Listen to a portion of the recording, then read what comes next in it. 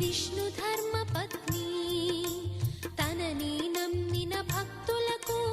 దరిద్రమును బాపు కొలిచెడి వనితల కొంగులలో బంగారము నింపు అష్టలక్ష్ముల రూపున అవతారం దాల్చినది కష్టములను తొలగించగా భూమిలో వెలసినది లక్ష్మీదేవి కథా శ్రీ లక్ష్మీదేవి కథా లక్ష్మీదేవి కథా శ్రీ లక్ష్మీదేవి కథా